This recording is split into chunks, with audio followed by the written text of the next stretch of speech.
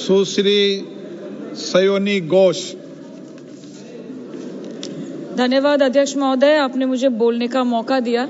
आज बहुत शेर बोले जा रहे थे सदन में, तो मैं भी एक शेर से शुरू करना चाहती हूँ कि तेरा इंतजार करेंगे हम, चाहे जमाने लग जाए, या तो तू आ जाए या हम ही ठिकाने लग जाए। तो सर, ये शेर मुझे अच्छे दिन की याद दिलाता है, वो दिन के जिसका वादा था, इस सरकार के नेकी का जो इरादा था, जो इरादे 2014 में काफी बुलंद थे, पर 2024 के आते आते इनके नीतियों में कुछ थोड़े बहुत घमंड थे, जिस घमंड के चलते पूर्व में नोटबंदी और लॉकडाउन जैसी घटनाएं घटी और जिसके वजह से 700 से ऊपर किसानों की मौत हुई, और जिसके चलते मणिपुर पर प्रेसिडेंट्स रूल तो लागू किया गया, लेकिन बस यही बोलना था कि 22 महीने लग गए और कई लोगों की जानें चली गई।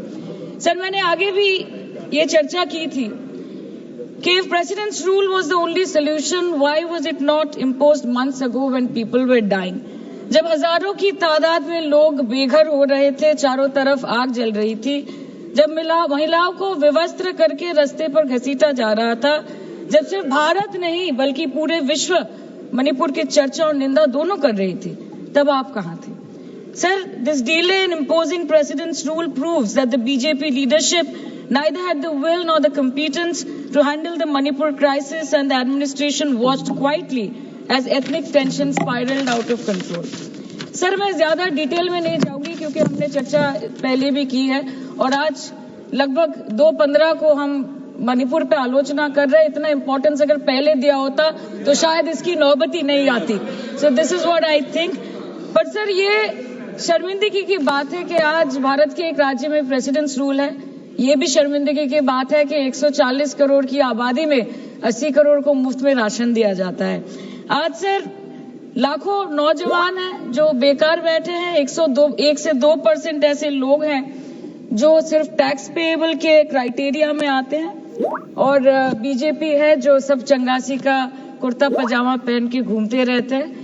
ये दिखाने के लिए अच्छी बात है, लेकिन ग्राउंड रियलिटी कुछ अलग ही है। सर 2023 में टॉप 10 VPNR के रिपोर्ट के अनुसार मणिपुर में 212 दिन से ऊपर इंटरनेट शटडाउन किया गया था, a total of 5,088 hours, marking it the second highest after Jammu and Kashmir. This led to huge economic loss in Manipur, approximately 3,157 crore. The economic blockade in Manipur affecting the two main national highway lasted for 66 days, with rough estimates of loss of around 250 crore per day, which is a whopping rupees 17,000 crores in over 2 months. Over 67,000 people were forced to leave their homes and cramped up in only 360 relief camps. Nearly 12,000 people fled to Mizoram. Approximately 7,000 people sought refuge in Nagaland, Assam and Meghalaya. Over 1,700 people taken refuge in Kachhar district as of June 2024. और ये सब तो sir registered official figures है, न जाने unregistered official और कितने बेघर लोग होंगे जो दूसरों के घर में रह रहे हैं, शायद दूसरे राज्य में रह रहे हैं, दूसरे देशों में रह रहे हैं। ये इसीलिए हुआ है सर क्योंकि मणिपुर की सरकार, डबल इंजन सरकार ने, उनकी मंशा ये नहीं थी कि वहां के लोगों को शुरू से प्रोटेक्शन दिया जाए, कि उनको शुरू से रिलीफ दिया जाए। अगर वही होता तो 22 महीनों से इन्होंने मणिपुर को जलने ना दिया होता। सर, मैं 2 मिनट में खत्म करूंगी।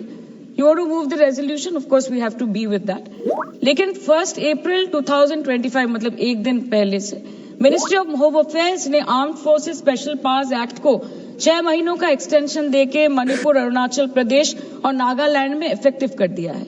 इससे समझ आता है that law and order in Manipur has seriously deteriorated. आज भी बीरेन्द्र सिंह जी बीजेपी वाले बोल रहे थे कि 1960 से हजारों रिफ्यूजीज मणिपुर में घुस के बैठे हैं। 2001 का सेंसस रिव्यू करना है और डिलिमिटेशन से पहले एनआरसी लाना है। मतलब आपको कुछ सुधारना नहीं है, आपको बस और बिगाड़ना है। जिस तरह असम में एनआरसी के नाम पे इस सरकार ने 1500 करोड़ से ऊपर फूंक दी और करीबन 19 लाख लोगों को अस्तित्व संकट में डाल दिया। अब वही